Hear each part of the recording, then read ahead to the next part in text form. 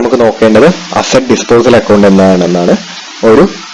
ഒരേ ഹെഡിലുള്ള അസറ്റുകൾ വിൽക്കുന്ന സമയത്ത് നമുക്ക് ആ സെയിൽസിന്റെ ക്ലിയർ വ്യൂ കിട്ടുന്നതിന് വേണ്ടിയിട്ടാണ് നമ്മൾ എന്ത് പ്രിപ്പയർ ചെയ്യുന്നത്, അസറ്റ് ഡിസ്പോസൽ അക്കൗണ്ട് പ്രിപ്പയർ ചെയ്യുന്നത്. Asset disposal account is designed to provide a complete and clear view of all the transactions in the sale of an asset under one head. ഇനി അതിന്റെ journals ആണ് നമുക്ക് നോക്കേണ്ടത്. Journal എൻട്രിയിൽ ഒന്നാമത്തേത് asset നമ്മുടെ purchase ചെയ്യുമ്പോൾ ഉള്ളതാണ്. പർച്ചേസ് ചെയ്യുമ്പോൾ എൻട്രി എന്ന് പറയുന്നത് asset account data to cash or bank. Asset എന്ന് പറയുന്ന ഐറ്റം നമ്മളിലേക്ക് വരികയും ക്യാഷോ അല്ലെങ്കിൽ ബാങ്ക് എന്ന് പറയുന്ന ഐറ്റം നമ്മളിൽ നിന്ന് പോവുകയും ചെയ്യുന്നു. അതുകൊണ്ട് വരുന്ന ഐറ്റത്തിനെ ഡെബിറ്റ് ചെയ്യുന്നു, പോകുന്ന ഐറ്റത്തിനെ നമ്മൾ ക്രെഡിറ്റ് ചെയ്യുന്നു. നെക്സ്റ്റ് എന്ന് പറയുന്നത് ഡിപ്രീസിയേഷൻ ചാർജ് ചെയ്യുന്നതാണ്. അസറ്റ് ഡിസ്പോസൽ അക്കൗണ്ടിൽ നമ്മൾ ഡിപ്രീസിയേഷൻ ചാർജ് ചെയ്യുന്നത് അസറ്റിലേക്കല്ല, പ്രൊവിഷൻ ഫോർ ഡിപ്രീസിയേഷൻ അക്കൗണ്ടിലേക്കാണ്. അതുകൊണ്ട് ഡിപ്രീസിയേഷൻ എൻട്രി വരുന്നത് depreciation account data to provision for depreciation account എന്നുള്ളതാണ്. നെക്സ്റ്റ് എന്ന് പറയുന്നത് അസറ്റിനെ വിൽക്കുന്ന സമയത്ത് അസറ്റിനെ നമ്മൾ അസറ്റ് ഡിസ്പോസൽ അക്കൗണ്ടിലേക്ക് ട്രാൻസ്ഫർ ചെയ്യുന്നതിനാണ്. അസറ്റിനെ ട്രാൻസ്ഫർ ചെയ്യാനായിട്ട് അസറ്റിനെ എന്ത് ചെയ്യണം നമ്മൾ, അല്ലെങ്കിൽ അസറ്റിന്റെ വാല്യൂ റെഡ്യൂസ് ചെയ്യാനായിട്ട് അസറ്റിനെ നമ്മൾ ക്രെഡിറ്റ് ചെയ്യണം. അതുകൊണ്ട് എൻട്രി വരുന്നത് asset disposal account data to asset account എന്നുള്ളതാണ്. നെക്സ്റ്റ് എന്ന് പറയുന്നത് നമ്മൾ ചാർജ് ചെയ്ത ഡിപ്രീസിയേഷൻ അസറ്റ് ഡിസ്പോസലിലേക്ക് ട്രാൻസ്ഫർ ചെയ്യുന്നതിന് വേണ്ടിയിട്ടാണ്. അതിനുള്ള എൻട്രി എന്ന് പറയുന്നത് depreciation provision account data to asset disposal account എന്നുള്ളതാണ്. നെക്സ്റ്റ് എന്ന് പറയുന്നത് അസറ്റ് വിൽക്കുന്ന സമയത്തുള്ളതാണ്.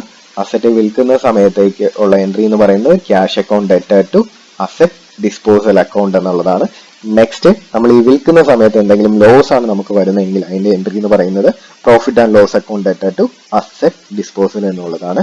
നെക്സ്റ്റ് ഇനി വിൽക്കുന്ന സമയത്ത് നമുക്ക് എന്തെങ്കിലും ലാഭമാണ് അല്ലെങ്കിൽ പ്രോഫിറ്റ് ആണ് ലഭിക്കുന്നതെന്നുണ്ടെങ്കിൽ അതിന്റെ എൻട്രി വരുന്നത് asset disposal account data to profit and loss account എന്നുള്ളതാണ്. ഇനി നമുക്ക് അസറ്റ് ഡിസ്പോസൽ അക്കൗണ്ടിൻ്റെ ഒരു പ്രോബ്ലം ചെയ്ത് നോക്കാം. ഇല്ലുസ്ട്രേഷൻ 5. ഇതിനകത്ത് പറഞ്ഞിരിക്കുന്നത് ഒരു ഫേം 1,00,000 രൂപ വിലയുള്ള 3 മെഷീനറീസ് എന്ത് ചെയ്തു, പർച്ചേസ് ചെയ്തു. 1/1/2010. ഡിപ്രീസിയേഷൻ എന്ന് പറയുന്നത് 10% പെർ ആനുമാണ് എന്ത് ചെയ്യുന്നത്, ചാർജ് ചെയ്യുന്നത്. ഇതെന്ത് ചെയ്യണം, പ്രൊവിഷൻ അക്കൗണ്ടിലേക്ക് എന്ത് ചെയ്യണം, ചാർജ് ചെയ്യും വേണം. കൂടാതെ ഓൺ 1/1/2011 ഒരു മെഷീൻ അവരെന്ത് ചെയ്തു, 85,000 രൂപയ്ക്ക് എന്ത് ചെയ്തു, സെയിൽ ചെയ്തു. അതിനുശേഷം അവർ 1/1/2011 തന്നെ 2 lakh rupees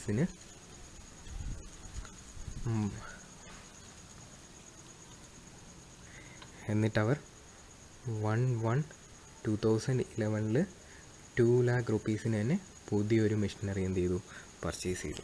ഇങ്ങനെയാണെങ്കിൽ അവരുടെ ലെഡ്ജേഴ്സ് എന്ത് ചെയ്യുക, പ്രിപ്പയർ ചെയ്യുക. ഇപ്പോൾ ഇതിനകത്ത് നമ്മൾ ആദ്യമേ പ്രിപ്പയർ ചെയ്യാൻ പറ്റുന്നത് machinery അക്കൗണ്ടാണ്.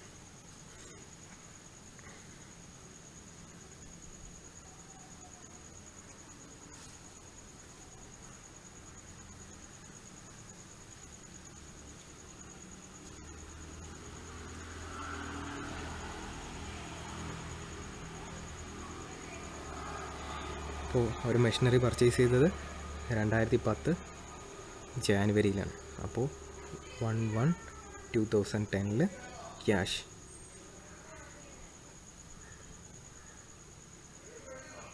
1 lakh into 3 lakh.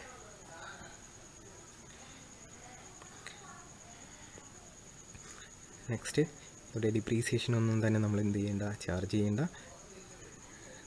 31st December 2010 എന്ത് ചെയ്യുക, ബാലൻസിന് നമ്മൾ എന്ത് ചെയ്യുക, ക്യാരി ഡൗൺ ചെയ്യുക 3 lakh.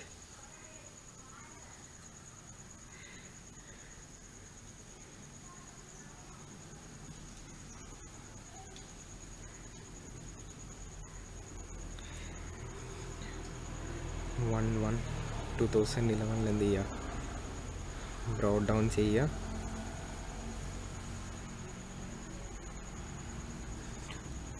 ആ ഇയറിൽ നമ്മൾ എന്ത് ചെയ്യുന്നുണ്ട്, ഒരു മെഷീനറി എന്ത് ചെയ്യുന്നുണ്ട്, വിൽക്കുന്നുണ്ട്. 1/1/2011 എന്ത് ചെയ്യുന്നുണ്ട്, അതിനെ സെയിൽ ചെയ്യുന്നുണ്ട്. അപ്പോൾ 2011 അതിനെ നമ്മൾ മെഷീനറി ഡിസ്പോസൽ അക്കൗണ്ടിലേക്ക് എന്ത് ചെയ്യുക, ട്രാൻസ്ഫർ ചെയ്യാം. മെഷീനറി ഡിസ്പോസൽ അക്കൗണ്ടിലോട്ട് ഇതിനെ ടോട്ടലായിട്ട് എന്ത് ചെയ്യുക, ട്രാൻസ്ഫർ ചെയ്യുക. അതിനുശേഷം സെയിം ഡേറ്റ് തന്നെ നമ്മൾ എന്ത് ചെയ്യുന്നുണ്ട്, ഒരു പുതിയ മെഷീനറി 2 ലക്ഷം രൂപയ്ക്ക് എന്ത് ചെയ്യുന്നുണ്ട്, പർച്ചേസ് ചെയ്യുന്നുണ്ട്. 31st എന്ത് ചെയ്യുക, ബാലൻസ് ചെയ്യുക.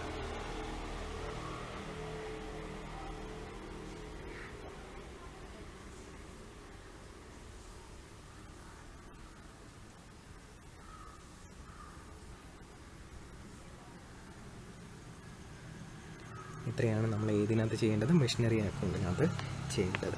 നെക്സ്റ്റ് നമ്മൾ ഇതിനകത്ത് പ്രിപ്പയർ ചെയ്യേണ്ടത് മെഷീനറി ഡിസ്പോസൽ അക്കൗണ്ടാണ്.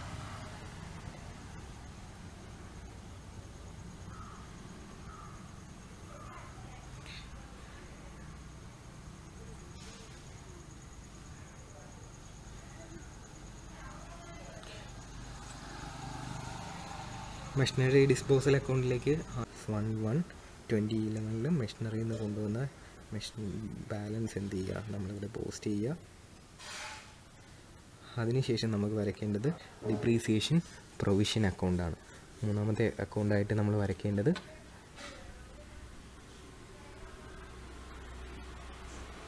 Depreciation provision അക്കൗണ്ടാണ്.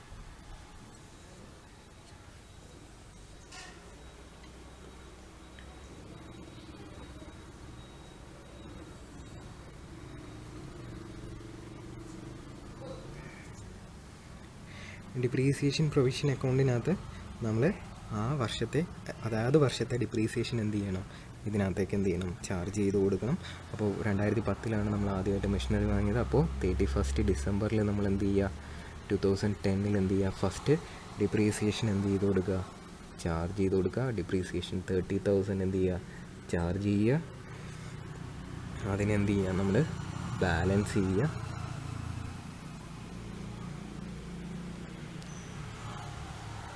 അതിനെന്ത് ചെയ്യുക, നമ്മൾ ക്യാരി ഡൗൺ ചെയ്യുക. നെക്സ്റ്റ്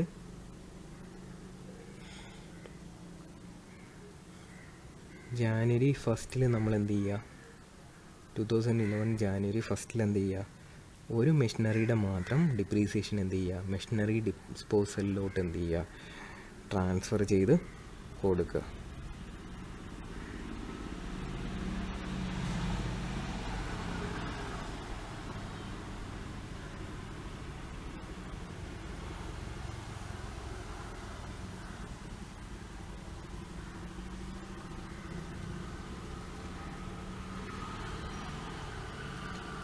ബാലൻസ് ചെയ്യുക. അതിനുശേഷം 1 ജാനുവരി 2011 ഒരു മെഷീനറിയുടെ മാത്രം ഡിപ്രീസിയേഷൻ എന്ത് ചെയ്യുക, നമ്മുടെ മെഷീനറി ഡിസ്പോസൽ അക്കൗണ്ടിലേക്ക് എന്ത് ചെയ്യുക, നമ്മൾ ട്രാൻസ്ഫർ ചെയ്ത് കൊടുക്കുക.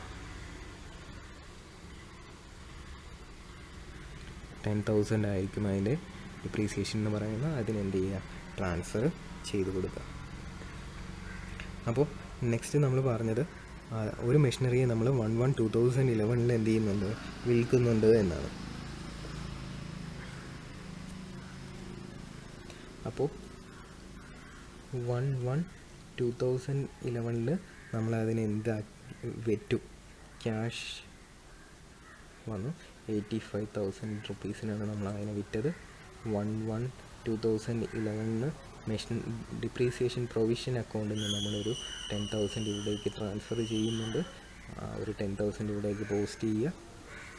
അതിനുശേഷം ഈ മെഷീനറി ഡിസ്പോസൽ അക്കൗണ്ടിന് എന്ത് ചെയ്യുക, ബാലൻസ് ചെയ്ത് നോക്കുക. മെഷീനറി ഡിസ്പോസൽ അക്കൗണ്ടിനെ ബാലൻസ് ചെയ്ത് നോക്കുമ്പോൾ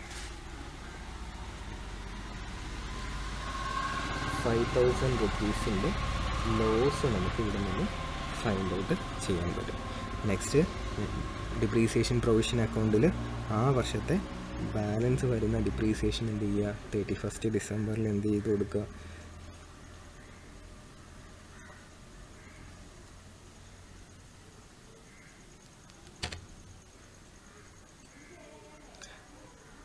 ചാർജ് ചെയ്ത് കൊടുക്കുക. ഡിപ്രീസിയേഷൻ ടോട്ടൽ വരുന്നത് 40,000 ആണ്. അതിനെന്ത് ചെയ്യുക, ബാലൻസ് ചെയ്യുക.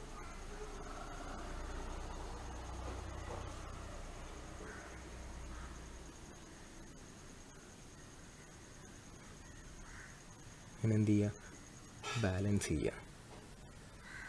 അപ്പോൾ ഇങ്ങനെയാണ് അസറ്റ് ഡിസ്പോസൽ അക്കൗണ്ട് നമ്മൾ എന്ത് ചെയ്യുന്നത്, പ്രിപ്പയർ ചെയ്യുന്നത്. ഈ അസറ്റ് ഡിസ്പോസൽ അക്കൗണ്ടിൽ നിന്ന് നമുക്ക് ആ അസറ്റ്, ഒരു പർട്ടിക്കുലർ അസറ്റിൻ്റെ ലോസ് ആണോ പ്രോഫിറ്റ് ആണോ എന്ന് നമുക്ക് എന്ത് ചെയ്യാൻ പറ്റും, ഐഡൻറ്റിഫൈ ചെയ്യാൻ പറ്റും. അതിന് വേണ്ടിയിട്ടാണ് നമ്മൾ എന്ത് ചെയ്യുന്നത്, അസറ്റ് ഡിസ്പോസൽ അക്കൗണ്ട് എന്ത് ചെയ്യുന്നത്, പ്രിപ്പയർ ചെയ്യുന്നത്. നോക്കേണ്ടത് ആനുറ്റി മെത്തേഡാണ്. ആനുറ്റി മെത്തേഡ് ഡിപ്രീസിയേഷൻ പ്രൊവൈഡ് ചെയ്യുന്നതിനുള്ള ഒരു സയന്റിഫിക് മെത്തേഡാണ്. ഇതിനകത്ത് നമ്മൾ ചെയ്യുന്നത് എന്താണെന്ന് വെച്ച് കഴിഞ്ഞാൽ, ഇപ്പോൾ ഈ അസറ്റിൽ ഇൻവെസ്റ്റ് ചെയ്യാതെ മറ്റെവിടെയെങ്കിലും ഒരു ഇൻവെസ്റ്റ്മെന്റിൽ നമ്മൾ ഈ പൈസ ഇൻവെസ്റ്റ് ചെയ്തിരുന്നുവെങ്കിൽ എത്ര രൂപ നമുക്ക് ഇൻട്രസ്റ്റ് ആയിട്ട് കിട്ടും എന്നുള്ളതിനെ ബേസ് ചെയ്തിട്ടാണ് നമ്മൾ എന്ത് കാൽക്കുലേറ്റ് ചെയ്യുന്നത്, ആനുറ്റി മെത്തേഡിൽ ഡിപ്രീസിയേഷൻ എന്ത് ചെയ്യുന്നത്, കാൽക്കുലേറ്റ് ചെയ്യുന്നത്. അപ്പോൾ annuity method is a scientific method of providing depreciation in which it is calculated on the cost of asset and the interest would have been earned if the amount would have been invested in some fixed interest bearing securities. അപ്പോൾ ഈ അസറ്റിന് വാങ്ങിയ പൈസ നമ്മൾ എവിടെയെങ്കിലും fixed interest bearing സെക്യൂരിറ്റീസിൽ invest ചെയ്തിരുന്നു എങ്കിൽ നമുക്ക് എത്ര രൂപ ഇൻട്രസ്റ്റ് ആയിട്ട് കിട്ടും എന്നുള്ളതിനെ ബേസ് ചെയ്ത് നമ്മൾ ചെയ്യുന്നതാണ് ഏതെന്ന് പറയുന്നത് ആന്റി മെത്തേഡ്. നമുക്ക് നോക്കേണ്ടത് ഡിപ്രീസിയേഷൻ ഫണ്ട് മെത്തേഡ് അല്ലെങ്കിൽ സിങ്കിങ് ഫണ്ട് മെത്തേഡാണ്. ആന്റി മെത്തേഡിന്റെ ഒരു അഡ്വാൻസ്ഡ് രൂപമാണ് സിങ്കിങ് ഫണ്ട് മെത്തേഡ് എന്ന് വേണമെങ്കിലും നമുക്ക് പറയാം. ഈ സിങ്കിങ് ഫണ്ട് മെത്തേഡിൽ ചെയ്യുന്നത് ഡിപ്രീസിയേഷന് തുല്യമായിട്ടുള്ള ഒരു എമൗണ്ട് ആ വർഷം തന്നെ നമ്മളൊരു ഫിക്സഡ് ഇൻട്രസ്റ്റ് ബിയറിംഗ് സെക്യൂരിറ്റീസിലോട്ട് എന്ത് ചെയ്യും, ഇൻവെസ്റ്റ് ചെയ്യും. ഈ സെക്യൂരിറ്റി അല്ലെങ്കിൽ ഈ ഇൻവെസ്റ്റ്മെന്റ് വിറ്റ് കിട്ടുന്ന എമൗണ്ട് ആയിരിക്കും നമ്മൾ അസറ്റ് റീപ്ലേസ്മെന്റിന് വേണ്ടിയിട്ട് എന്ത് ചെയ്യുന്നത്, യൂസ് ചെയ്യുന്നത്. ഈ ഒരു ഐഡിയോളജിയെ ബേസ് ചെയ്ത് വർക്ക് ചെയ്യുന്ന മെത്തേഡാണ് ഇതെന്ന് പറയുന്നത് ഡിപ്രീസിയേഷൻ ഫണ്ട് മെത്തേഡ് എന്ന് പറയുന്നത്. ആനുറ്റി ടേബിൾ പോലെ തന്നെ ഇതിനകത്ത് നമ്മൾ സിങ്കിങ് ഫണ്ട് ടേബിളിനെ ബേസ് ചെയ്തിട്ടാണ് എന്ത് കാൽക്കുലേറ്റ് ചെയ്യുന്നത്, ഇൻട്രസ്റ്റ് കാൽക്കുലേറ്റ് ചെയ്യുന്നത്. നെക്സ്റ്റ് നമുക്ക് ഇതിന്റെ ജേർണൽ എൻട്രീസ് നോക്കാം. ഒന്നാമത്തെ journal entry purchase of asset ആണ്. അതിന്റെ എൻട്രി വരുന്നത് asset account ഡെറ്റ to bank or cash എന്നുള്ളതായിരിക്കും. നെക്സ്റ്റ് ഡിപ്രീസിയേഷൻ പ്രൊവൈഡ് ചെയ്യുന്നതാണ്. ഡിപ്രീസിയേഷൻ നമ്മൾ ഇവിടെ പ്രൊവൈഡ് ചെയ്യുന്നത് ഡിപ്രീസിയേഷൻ ഫണ്ട് എന്ന് പറയുന്ന അക്കൗണ്ടിലേക്കാണ് നമ്മൾ എന്ത് പ്രൊവൈഡ് ചെയ്ത് കൊടുക്കുന്നത്, ഡിപ്രീസിയേഷൻ പ്രൊവൈഡ് ചെയ്ത് കൊടുക്കുന്നത്. അതിന്റെ എൻട്രി വരുന്നത് depreciation account ഡെറ്റ to depreciation fund എന്നുള്ളതാണ്. നെക്സ്റ്റ് എന്ന് പറയുന്നത് ഈ ഡിപ്രീസിയേഷന് തുല്യമായിട്ടുള്ള എമൗണ്ടിനെ നമ്മൾ നെക്സ്റ്റ് ഇൻവെസ്റ്റ്മെന്റിലേക്ക് കൺവേർട്ട് ചെയ്യുന്നതാണ്. അതിന്റെ എൻട്രി വരുന്നത് depreciation fund investment account ഡെറ്റ to bank എന്നുള്ളതാണ്. നെക്സ്റ്റ് എൻട്രി വരുന്നത് ആ വർഷത്തെ ഡിപ്രീസിയേഷനെ നമ്മൾ P&L ട്രാൻസ്ഫർ ചെയ്യുന്നതാണ്. അതിന്റെ എൻട്രി വരുന്നത് profit and loss account ഡെറ്റ to depreciation. ഇത്രയാണ് ഫസ്റ്റ് ഇയറിലെ ജേർണൽ എൻട്രീസ് വരുന്നത്. ഇനി സബ്സിക്വന്റ് ആയിട്ടുള്ള ഇയേഴ്സിന്റെ ജേർണൽ എൻട്രീസ് നമുക്ക് നോക്കാം. അതിൽ ഒന്നാമതായിട്ട് വരുന്നത് പ്രീവിയസ് ഇയറിൽ നമ്മൾ ഇൻവെസ്റ്റ് ചെയ്ത ഒരു എമൗണ്ട്, നമ്മൾ ഇൻവെസ്റ്റ് ചെയ്ത ഡിപ്രീസിയേഷൻ ഫണ്ട് ഇൻവെസ്റ്റ്മെന്റ് അക്കൗണ്ടിൽ ഇൻവെസ്റ്റ്മെന്റ് ചെയ്തതിന്റെ ഇൻട്രസ്റ്റിന്റെ ജേർണൽ എൻട്രി ആണ്. ഇൻട്രസ്റ്റ് റിസീവ് ചെയ്യുമ്പോൾ ഉള്ള ജേർണൽ എൻട്രി ആണ്. അതിന്റെ എൻട്രി എന്ന് പറയുന്നത് bank account ഡെറ്റ to interest on depreciation fund investment എന്നുള്ളതാണ്. നെക്സ്റ്റ് എന്ന് പറയുന്നത് ഈ ഇൻട്രസ്റ്റ് കിട്ടിയതിനെ നമ്മൾ വീണ്ടും ഡിപ്രീസിയേഷൻ ഫണ്ടിലേക്ക് ട്രാൻസ്ഫർ ചെയ്യുമ്പോൾ ഉള്ള എൻട്രിയാണ്. അതിന്റെ എൻട്രി എന്ന് പറയുന്നത് interest on depreciation fund account ഡെറ്റ to depreciation fund എന്നുള്ളതാണ്. നെക്സ്റ്റ് എന്ന് പറയുന്നത് വീണ്ടും സബ്സിക്വന്റ് ഇയേഴ്സിലെ ഡിപ്രീസിയേഷൻ ചാർജ് ചെയ്യുന്ന എൻട്രിയാണ്. അതിന്റെ എൻട്രി വരുന്നത് depreciation account ഡെറ്റ to depreciation fund എന്നുള്ളതാണ്. നെക്സ്റ്റ് എന്ന് പറയുന്നത് ഈ വന്ന ഡിപ്രീസിയേഷനെയും വീണ്ടും നമ്മൾ ഡിപ്രീസിയേഷൻ ഫണ്ട് ഇൻവെസ്റ്റ്മെന്റ് അക്കൗണ്ടിലേക്ക് എന്ത് ചെയ്യും, ഇൻവെസ്റ്റ് ചെയ്യാം. അതിന്റെ എൻട്രി വരുന്നത് depreciation fund investment account ഡെറ്റ to bank എന്നുള്ളതാണ്. ഇനി വരുന്നത് ആ വർഷത്തെയും ഡിപ്രീസിയേഷൻ നമ്മൾ പ്രോഫിറ്റ് ആൻഡ് ലോസിലേക്ക് ട്രാൻസ്ഫർ ചെയ്യുമ്പോൾ ഉള്ളതാണ്. അതിന്റെ എൻട്രി വരുന്നത് profit and loss account ഡെറ്റ to depreciation എന്നുള്ളതാണ്. ഇത്രയാണ് സബ്സിക്വന്റ് ആയിട്ടുള്ള ഇയേഴ്സ്. ഇനി ലാസ്റ്റ് ഇയറിൽ വരുന്ന എൻട്രീസ് ആണ് നോക്കേണ്ടത്. ലാസ്റ്റ് ഇയറിൽ ആദ്യം വരുന്നത് നേരത്തെ പറഞ്ഞ പോലെ തന്നെ ഇൻട്രസ്റ്റ് റിസീവ് ചെയ്യുമ്പോൾ ഉള്ളതാണ്. ഡിപ്രീസിയേഷൻ ഫണ്ടിന്റെ ഇൻട്രസ്റ്റ് റിസീവ് ചെയ്യുമ്പോൾ ഉള്ളതാണ്. അതിന്റെ എൻട്രി എന്ന് പറയുന്നത് bank account ഡെറ്റ to interest on depreciation fund എന്നുള്ളതാണ്. നെക്സ്റ്റ് എന്ന് പറയുന്നത് ആ വർഷത്തെ തന്നെ ഡിപ്രീസിയേഷൻ പ്രൊവൈഡ് ചെയ്യുന്നതാണ്. ഡിപ്രീസിയേഷൻ എൻട്രി വരുന്നത് depreciation account ഡെറ്റ to depreciation fund എന്നുള്ളതാണ്. അതിനുശേഷം വരുന്നത് ഡിപ്രീസിയേഷൻ നമ്മൾ P&L ട്രാൻസ്ഫർ ചെയ്യുമ്പോൾ ഉള്ളതാണ്. അതിന്റെ entry profit and loss account ഡെറ്റ to depreciation എന്നുള്ളതാണ്. ഇനി ഈ ഇൻവെസ്റ്റ്മെന്റിനെ സെയിൽ ചെയ്യുമ്പോൾ ഉള്ള എൻട്രിയാണ് സെയിൽ ചെയ്യുമ്പോൾ ഉള്ള എൻട്രി വരുന്ന ബാങ്ക് അക്കൗണ്ട് ഡെറ്റഡ് ടു ഡിപ്രീസിയേഷൻ ഫണ്ട് ഇൻവെസ്റ്റ്മെന്റ് എന്നുള്ളതാണ്.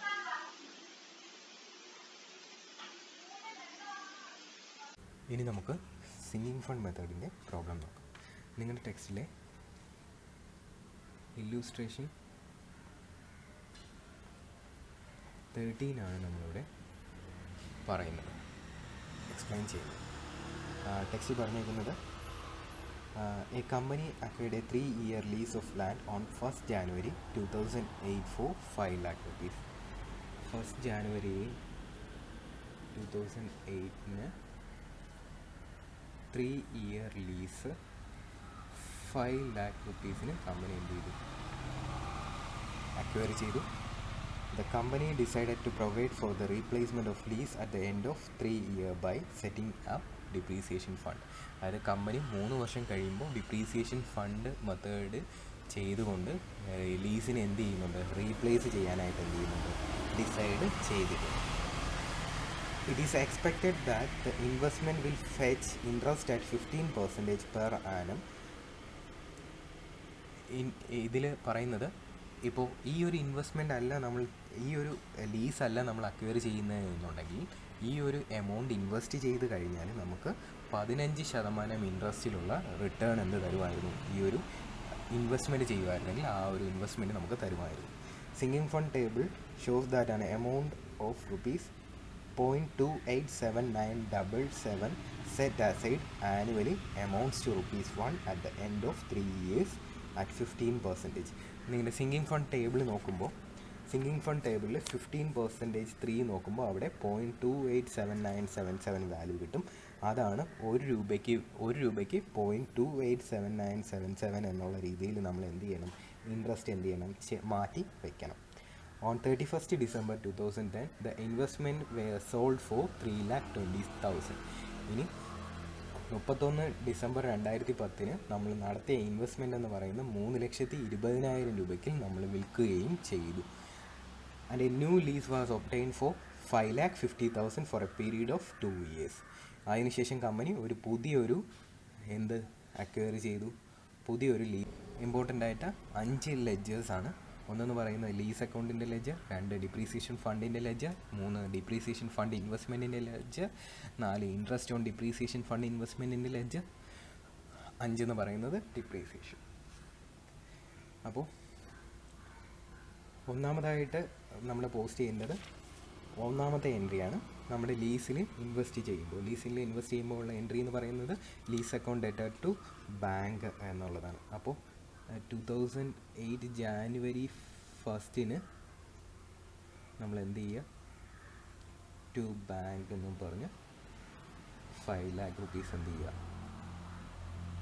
ലീസിൻ്റെ അക്കൗണ്ടിലേക്ക് എന്ത് ചെയ്യുക, പോസ്റ്റ് ചെയ്യുക. അതിൻ്റെ എൻട്രി എന്ന് പറയുന്നത് ഡിപ്രീസിയേഷൻ ഫണ്ട് അക്കൗണ്ട് എന്നാണ്. ഇതിനകത്ത് നമ്മുടെ വാല്യൂ കണ്ടുപിടിക്കുന്നതെന്ന് വെച്ച് കഴിഞ്ഞാൽ 5 lakh ഇൻറ്റു 0.287977 ആണ്. അപ്പോൾ നമുക്ക് കിട്ടുന്നത് 1,43,989 ആണ്. ഈ ഒരു രൂപയുടെ ഡിപ്രീസിയേഷനാണ് നമ്മൾ എന്ത് ചെയ്യേണ്ടത്, പ്രൊവൈഡ് ചെയ്യുന്നത്. അപ്പോൾ ഡിപ്രീസിയേഷൻ്റെ എൻട്രി വരുന്നത് അപ്പോൾ ഡിപ്രീസിയേഷൻ്റെ എൻട്രി വരുന്നത് depreciation account data to depreciation fund എന്നുള്ളതാണ്.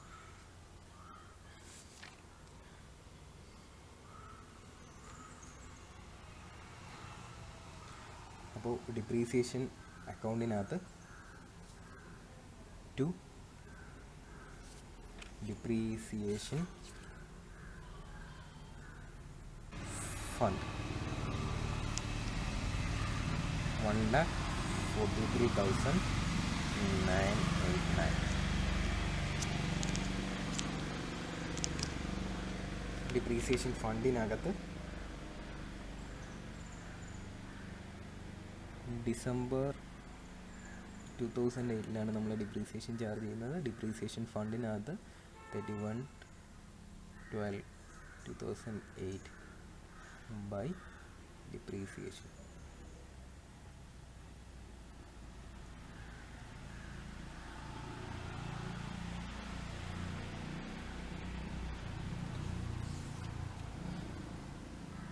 ഡിപ്രീസിയേഷൻ ഫണ്ടിനെ നമ്മൾ എന്ത് ചെയ്യുമ്പോൾ ഉള്ളതാണ്, ഇൻവെസ്റ്റ് ചെയ്യുമ്പോൾ ഉള്ള എൻട്രിയാണ്. അതിൻ്റെ എൻട്രി എന്ന് പറയുന്നത് depreciation fund investment account debtor to bank എന്നുള്ളതാണ്.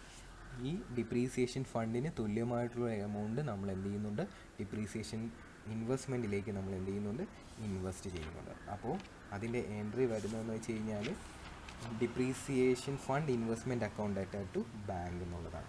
അപ്പോൾ ഡിപ്രീസിയേഷൻ ഫണ്ട് ഇൻവെസ്റ്റ്മെൻറ്റ് അക്കൗണ്ടിനകത്ത് 31st December 2018 ടു ബാങ്ക് 1,43,990. കാരണം നിയറസ്റ്റ് 10ലേക്കാണ് നമ്മൾ ഇൻവെസ്റ്റ്മെൻറ്റ് നടത്താനായിട്ട് നമ്മുടെ ക്വസ്റ്റ്യനകത്ത് പറഞ്ഞിരിക്കുന്നത്. അത് കാരണം 89 പകരം 90 റുപ്പീസ് നമ്മൾ എന്ത് ചെയ്യും, ഇൻവെസ്റ്റ് ചെയ്യും. നെക്സ്റ്റ് എന്ന് പറയുന്നത് ഏതൊരു വർഷത്തും പോലെ ഡിപ്രീസിയേഷൻ എന്ത് ചെയ്യുക, നമ്മൾ P&L അക്കൗണ്ടിലേക്ക് എന്ത് ചെയ്യുക, ട്രാൻസ്ഫർ ചെയ്ത് കൊടുക്കുക. അപ്പോൾ December 31st തന്നെ ഇതിനെ എന്ത് ചെയ്യുക, 2008 തന്നെ നമ്മൾ എന്ത് ചെയ്യുക, പ്രോഫിറ്റ് ആൻഡ് ലോസ് അക്കൗണ്ടിലേക്ക് എന്ത് ചെയ്യുക, ട്രാൻസ്ഫർ ചെയ്ത് കൊടുക്കുക.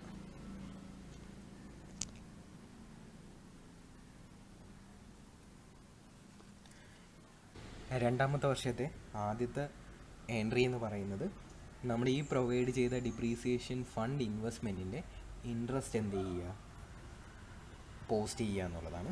അപ്പോൾ ഇൻട്രസ്റ്റ് കിട്ടുമ്പോൾ നമ്മൾ പാസ് ചെയ്യേണ്ട entry bank account debtor to interest on depreciation fund investment എന്നാണ്. Bank account debtor to interest on depreciation fund investment എന്നുള്ളതാണ് നമ്മൾ എന്ത് ചെയ്യേണ്ടത്, പോസ്റ്റ് ചെയ്യേണ്ട എൻട്രി. അപ്പോൾ 31/12/09 എന്ത്, interest on depreciation fund investment by bank, ഈ ഒരു എമൗണ്ടിൻ്റെ 15%, 1,43,990 15% എടുക്കുമ്പോൾ നമുക്ക് 21,599 കിട്ടും. നെക്സ്റ്റ് എന്ന് പറയുന്നത് ഈ ഡിപ്രീസിയേഷൻ ഫണ്ട് ഇൻവെസ്റ്റ്മെൻറ്റിൻ്റെ ഇൻട്രസ്റ്റ് എന്ത് ചെയ്യുക, ഡിപ്രീസിയേഷൻ ഫണ്ട് അക്കൗണ്ടിലോട്ട് എന്ത് ചെയ്യുക, ട്രാൻസ്ഫർ ചെയ്യുക. ഡിപ്രീസിയേഷൻ ഫണ്ട് അക്കൗണ്ടിലോട്ട് നമ്മൾ ട്രാൻസ്ഫർ ചെയ്യുന്നു.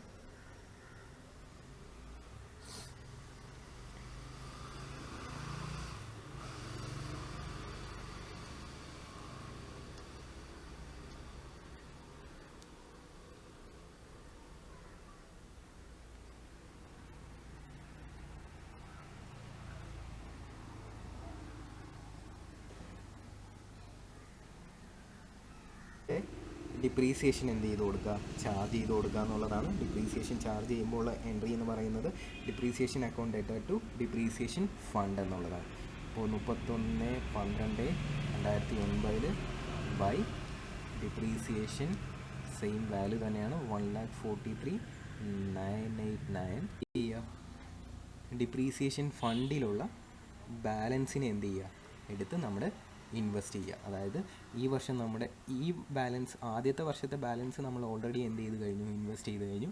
ഇനി ചെയ്യേണ്ടത് ഈ വർഷത്തെ ഇൻട്രസ്റ്റും ഈ വർഷത്തെ ഡിപ്രീസിയേഷനും എന്ത് ചെയ്യുക, നമ്മളെടുത്ത് നമ്മുടെ ഡിപ്രീസിയേഷൻ ഫണ്ട് ഇൻവെസ്റ്റ്മെൻറ്റിലോട്ട്, അല്ലെങ്കിൽ നമ്മൾ ഈ എമൗണ്ട് എടുത്ത് എന്ത് ചെയ്യുക, ഇൻവെസ്റ്റ് ചെയ്യുക. 21,599 പ്ലസ് 143,989, അപ്പോൾ 165,590 നമ്മൾ എന്ത് ചെയ്യുക, ഡിപ്രീസിയേഷൻ ഫണ്ടിൽ എന്ത് ചെയ്യുക, ഇൻവെസ്റ്റ് ചെയ്യുക. 31/12/09 ടു ബാങ്ക്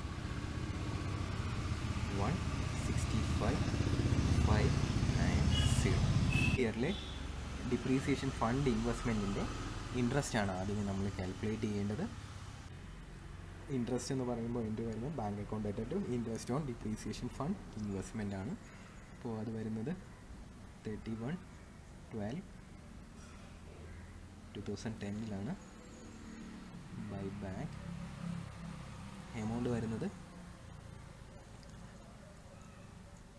3,09,580 15% ആണ്. 309,580 ഇൻറ്റു 15%, അതായത് 46,437. നെക്സ്റ്റ് നമ്മൾ എന്ത് ചെയ്യുക, ആ വർഷത്തെ ഡിപ്രീസിയേഷൻ എന്ത് ചെയ്യുക, ചാർജ് ചെയ്യുക. 31/12/2010 ഡിപ്രീസിയേഷൻ 1,43,989. ഇതിന് നമ്മൾ എന്ത് ചെയ്യേണ്ട ആവശ്യമില്ല, ഡിപ്രീസിയേഷൻ ഫണ്ട് ഇൻവെസ്റ്റ്മെൻറ്റിലേക്ക് എന്ത് ചെയ്യേണ്ട ആവശ്യമില്ല, ഇൻവെസ്റ്റ് ചെയ്യേണ്ട ആവശ്യമില്ല. കാരണം ഈ വർഷം നമ്മൾ എന്ത് ചെയ്യുവാണ്, ലീസിന് എന്ത് ചെയ്യുവാണ്, റീപ്ലേസ് ചെയ്യുവാണ്. അതുകൊണ്ട് ഇതിന് എന്ത് ചെയ്യേണ്ട ആവശ്യമില്ല, ഇൻവെസ്റ്റ് ചെയ്യേണ്ട ആവശ്യമില്ല. നെക്സ്റ്റ് എന്ന് പറയുന്നത് നമ്മുടെ ഡിപ്രീസിയേഷൻ ഫണ്ട് ഇൻവെസ്റ്റ്മെൻറ്റിനെ നമ്മൾ എന്ത് ചെയ്യുന്നുണ്ട്, റിയലൈസ് ചെയ്യുന്നുണ്ട്. തേർഡ് ഇയറിൻ്റെ ലാസ്റ്റിൽ റിലീസ് ചെയ്തപ്പോൾ നമുക്ക് 3,20,000 കിട്ടി എന്നാണ് പറയുന്നത്. അപ്പോൾ അതിൻ്റെ എൻട്രി എന്ന് പറയുന്നത് bank account data to depreciation fund investment ആണ്. അപ്പോൾ 31/12/2010 ബൈ ബാങ്ക് 3,20,000 നമ്മൾ ബാലൻസ് ചെയ്ത് നോക്കുക. 3,09,580 ഇൻവെസ്റ്റ്മെൻറ്റ് നമ്മൾ റിയലൈസ് ചെയ്തപ്പോൾ നമുക്ക് 3,20,000 കിട്ടി. അപ്പോൾ ഇത് തമ്മിലുള്ള ഡിഫറൻസ് നോക്കിക്കഴിഞ്ഞാൽ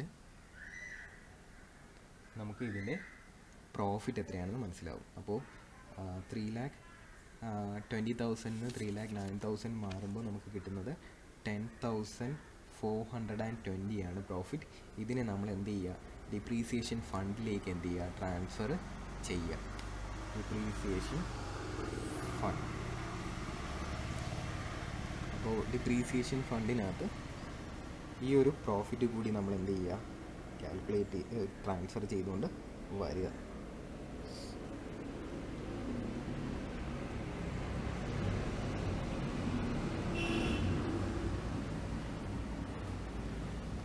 പ്രോഫിറ്റ്